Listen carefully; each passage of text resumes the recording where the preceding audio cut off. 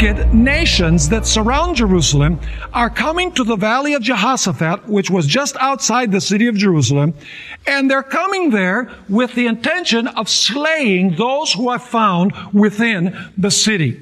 But then we're told that God will intervene and He will pour out His wrath upon the wicked and He will deliver His people. That's the context of what we find in Joel chapter 3.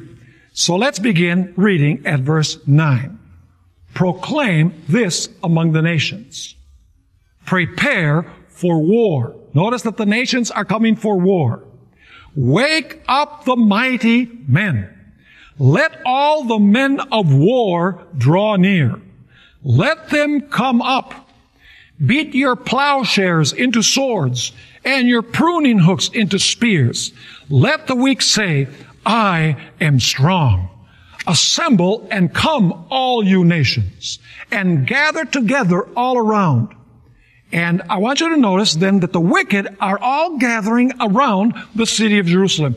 But notice that the wicked are not the only ones who are gathered there, because it continues saying in verse 11, speaking about God, cause your mighty ones to go down there, O Lord. And so we have two groups of that are fighting in this war. You have the nations that are coming against Jerusalem, and you have the mighty ones of God that are coming there as well. Notice verse 12.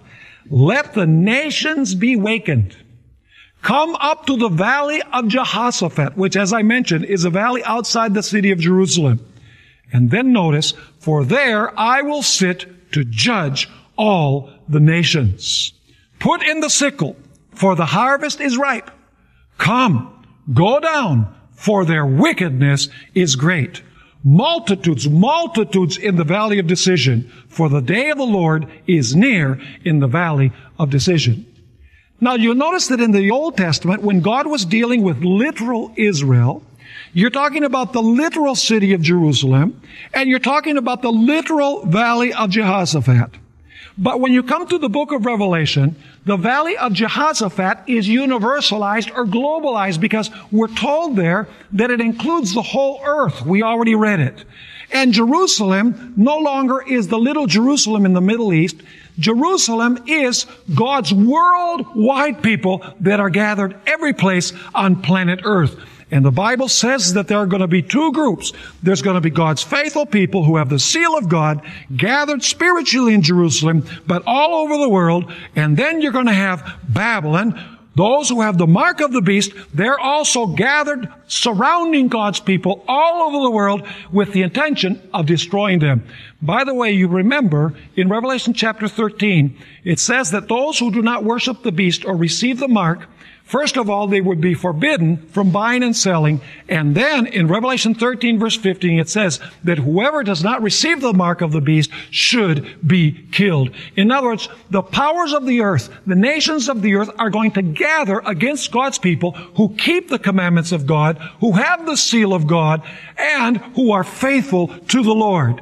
And God's people are gathered spiritually in Jerusalem. The wicked are gathered spiritually in Babylon. You know, I find it very interesting that many commentators on Bible prophecy say that Babylon at the end of time is not really literal Babylon. Babylon represents Rome, or spiritual Rome, or the papacy, which is global worldwide system. But they're not consistent. They don't follow up on that. Because if Babylon is worldwide or global, then Jerusalem, which Babylon comes against, must also be global and worldwide.